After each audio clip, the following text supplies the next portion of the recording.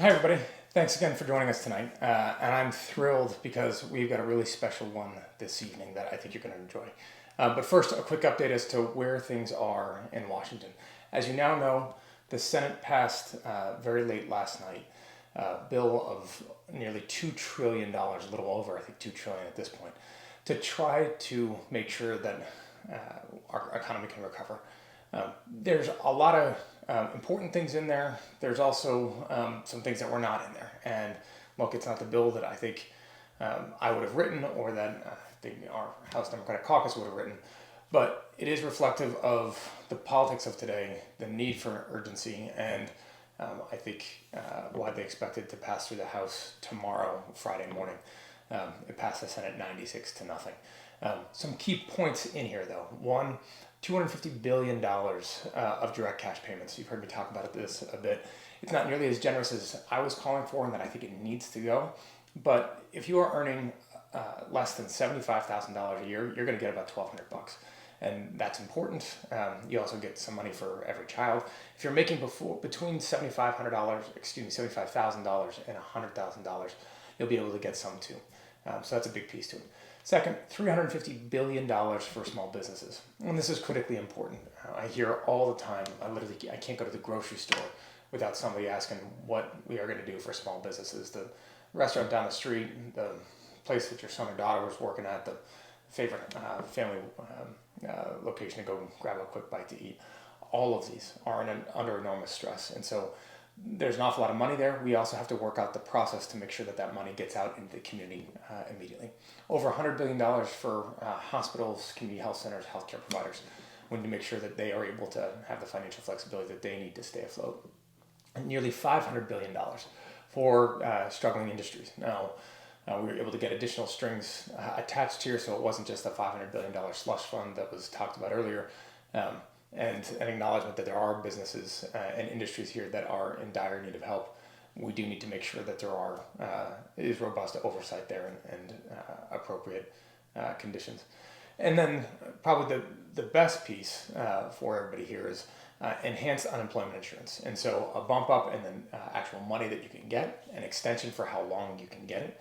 And critically, for the first time, we were able to insert gig economy workers, independent contractors into that category as well, so that they can get access to the assistance that they need, given that we just saw 3 million people laid off just last week alone. And that doesn't even account for places like Massachusetts where these numbers lag. So the layoffs that we've seen here already aren't really even included in those numbers. So a critically important economic recovery package that, again, the intent on this is to provide some clarity and certainty to people and to make sure that they can spend the next several weeks taking care of themselves, taking care of their families, get healthy, and enable our healthcare sector to get up and running best it can to get in front of this virus. Now, the economic recovery package alone isn't going to be enough. There still needs to be things like I've called for a nationwide shelter in place. A shelter in place in Massachusetts is only so effective if there isn't one in New Hampshire and Maine and Vermont and New York and Rhode Island and Connecticut. People travel and they move back and forth across those state lines, and if people are getting sick someplace else, it doesn't matter what's happening over on another side of an invisible border. The president needs to finally actually invoke the Defense Production Act. We've got healthcare workers that are literally wearing garbage bags to try to protect themselves, and it's unacceptable. There's people that are dying. The president could do this. He should have done it. He said he would do it, and he's been backed off by the Chamber of Commerce in the past, if you can believe it. This needs to happen. We need to get and protect our frontline emergency personnel. So those two critical pieces will help get us there in that economic recovery. And I do think that there's still far more that has to be done on the economic recovery side, and we'll start working on that right away as well to make sure that nobody falls through the cracks. But in the meantime, we've also got to deal with the reality that my family's in, and I think so many of yours, which is you are sheltered at home with young family. We've got a 2-year-old and a 4-year-old, as I think you probably know, and being cooped up in a house for most of the day is challenging to say the least.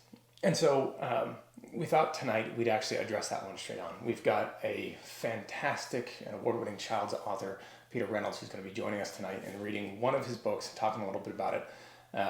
And you'll hear more about him from him, in a second. I'm thrilled that he's been willing to join us, and I've been a huge fan of him in his work for now several years.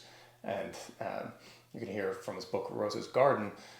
One of his other books, The Dot, is a particular favorite of Ellie and James, which we read quite frequently. The entire point around this, and for having Peter here tonight, is to address the issue that I think many families are going through, and ours as well. How do parents that are now at home, perhaps balancing work and stuck inside, how do we use this time and engage with our children, tell our children and teach our children what this is about, try to keep them on a routine, and what can we do to try to explain a really complex and scary circumstance to them. And so a couple pieces of advice for everybody. One, go easy on yourself. Right? This is hard, and it's going to be hard and stressful in any circumstances, let alone if you have friends or family who are sick, or if you're under significant economic anxiety. No need to script everything. No need to have everything scheduled out to a T. Go with the flow a bit and do what you can. Second, experiences. Right? Go for a walk. Try to cook a meal. Make some cookies. Do something. Right? Where just that engagement with your parents. Most children aren't going to have had both parents home for this long and an awfully long time. Those experiences can be really valuable for kids. We've trying to go out for some sort of walk or something every day and just spend that time and help them explore. Three, obviously getting them into some sort of routine can be really helpful, and to try to keep a routine that was there if they were in school or with some sort of daycare. You can engage your child care provider before, if it was a preschool or public school or whoever that was, to try to get some ideas or advice. But keeping them on some sort of a schedule, I think, can be really helpful in keeping some normalcy through these days.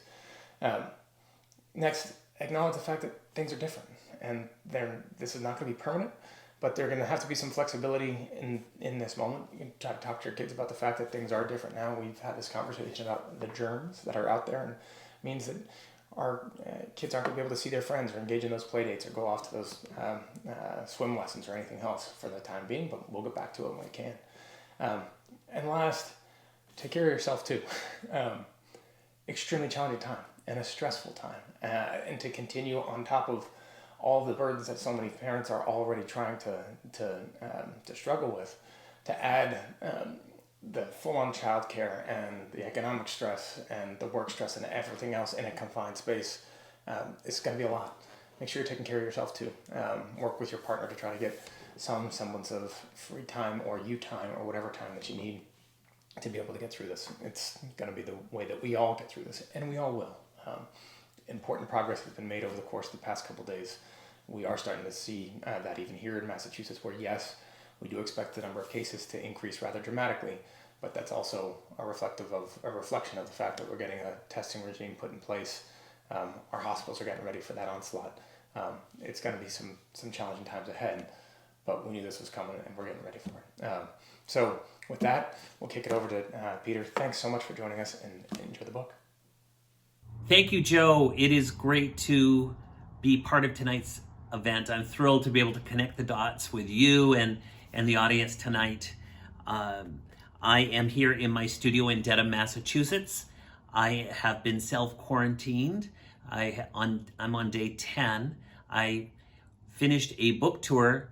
I crossed the country, and I thought it was prudent for me, having talked to over 6,000 children and teachers and traveling through airports, to self-quarantine. So I have been here, and I have been working on books. I've been doing a daily broadcast at noon on my public Facebook page, which is facebook.com/Peter 8 Hamilton Reynolds.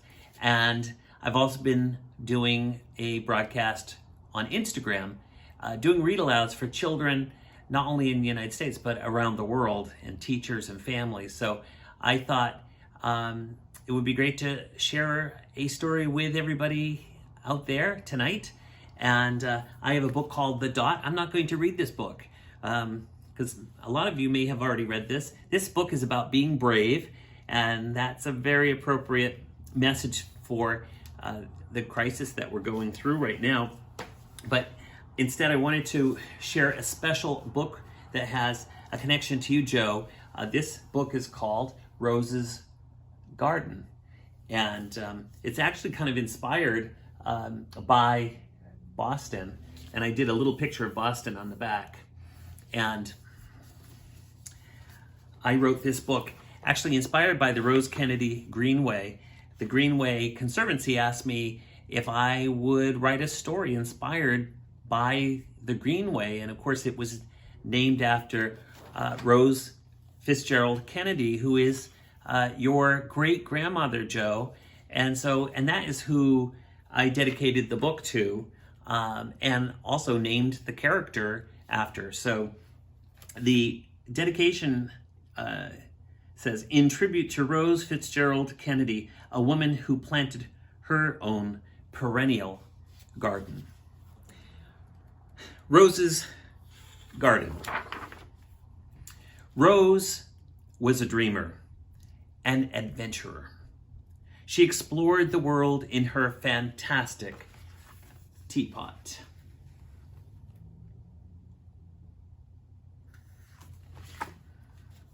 And I chose a teapot because tea, of course, is a very Boston theme. Rose collected seeds from each place she visited to remember it by.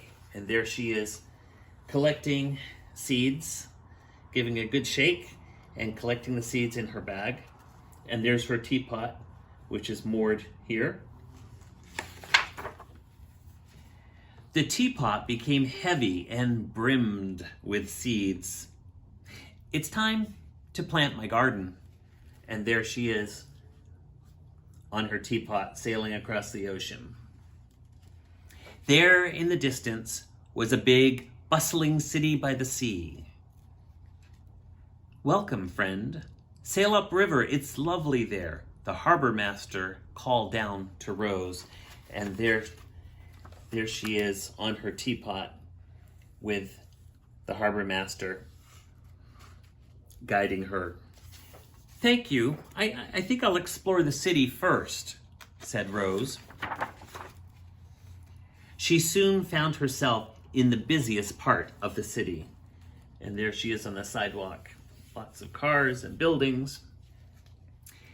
And there she spotted a dusty, forgotten stretch of earth.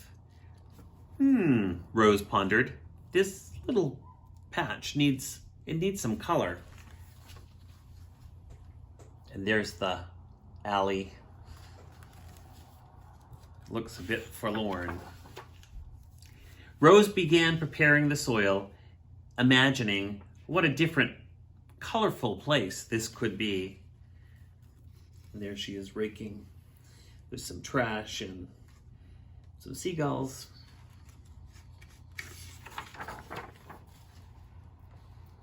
When she went to gather her seeds from the teapot, she noticed a flock of birds flying away from it. The birds seemed full and happy. Oh no! So I think you can tell what happened, right? The birds ate all of the seeds, as birds are wont to do. Rose slipped inside the teapot and carefully gathered the few remaining seeds. Fortunately, not all the seeds were eaten. She tucked them inside her pocket, then hurried back from the dock. There she is gathering her seeds.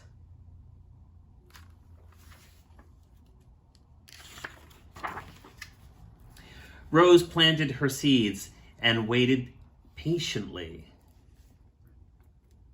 There she is waiting patiently. But nothing seemed to happen. The rains of spring made the soil too wet. The heat of summer made the ground too dry. There she is on a hot summer day. The chill of autumn came too early.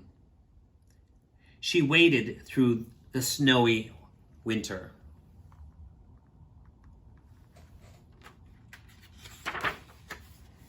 The snow melted, the ground warmed. Still, Rose waited. She was determined that her seeds would awaken. Word spread of Rose's faith in her garden. And you see people coming from over the horizon. One warm spring day, a girl happened along and approached Rose with a gift. It was a paper flower. "I made it myself for your garden," said the girl, beaming. "Thank you," said Rose. The next day, a boy appeared with his own handcrafted flower. Rose was delighted. "This will be in good company when my own flowers bloom." And there are the kids making paper flowers for Rose.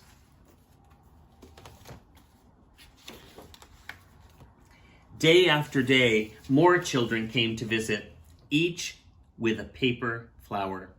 Each told a story about coming to the city, having journeyed from all over the world, like seeds carried on a breeze. And there they all are, lining up. And there's Rose with her bird, and each has a paper flower for Rose, which she is planting in her garden.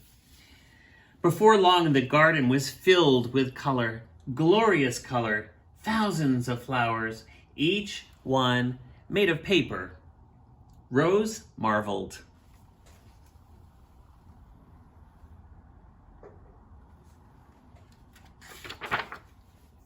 As she waited among them, she heard a sound, a buzzing, a buzzing, a buzzing. She noticed a bee gently land on one of the flowers. She peered closer. This flower was not made of paper.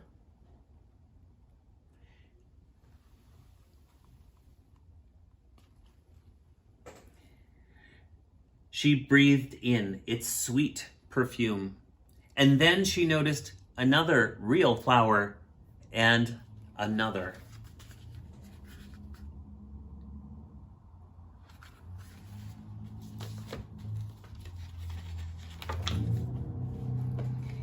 Each flower, real or paper, had appeared around her because Rose believed.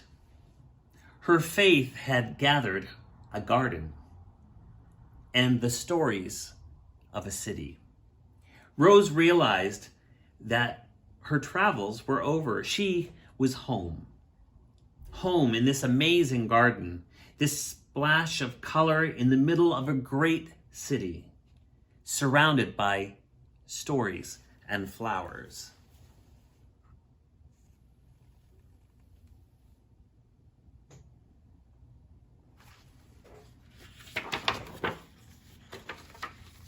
Here, in Rose's garden, everybody's garden, and there's her magnificent garden, which she is now sharing with everybody.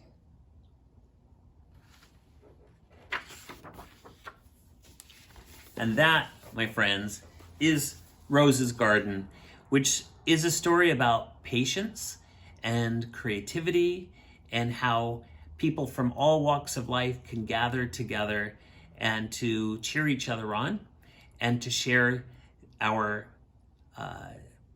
similar stories and our similar challenges. We're all in this together, and together we can watch the garden blossom and bloom. And it will. So we all have to, just like Rose, right? We have to be patient. And, we are in this together. And let me see if I have, oh yes, I have something. This is a little poster I made to help inspire all of us, right? So we're all in this together. And I am really happy that we got together tonight. Thank you, Joe, for inviting me to be part of tonight's event. And take care, everybody. Stay safe, wash those hands, and take time to be with each other. Read a good story, read positive stories, write a story, splash some colors, be creative, and let's all stick together. Please consider me a friend on this journey, and I will be seeing you when our garden blooms together. So take care. Good night, everybody, and thanks again, Joe. Much appreciated. Thanks for all you are doing to help move things forward. Peter, thank you so much. We're thrilled to have you. Ellie and James will be thrilled to watch this as well over and over again. And for those of you that aren't familiar with his work, again, we are strong believers in the Dot as well, and Vashti. And Rose's Garden, obviously close to my heart, and a great, great story of adventure and perseverance and discovery. So, Peter, thank you for joining us tonight. Everybody, thanks for tuning in. Thanks for making some time with us tonight. Please share this link. I'm sure there's some others out there that might find it useful or beneficial, and to a lot of parents with young families to also know that you're not alone. You can click on the link down below and in the comments section where take you to some additional resources that are out there that we've tried to pull together for you. And also reach out to some of your local institutions. They've been places like the Museum of Science here in Boston have been trying to make materials available and put out information about what parents can do with their kids with this time. But again, go easy on yourselves. Enjoy this time if you can. Get out there, enjoy some of those experiences, try to make some cookies, or if you're feeling ambitious, some sort of gingerbread house or something, or fail again at pancakes and just make a mess. But go easy on yourself. Take care of each other. Check in on each other. That call or that text goes a long way these days. Certainly does for me. Thanks for tuning in. Stay healthy. Stay safe. And I'll see you soon.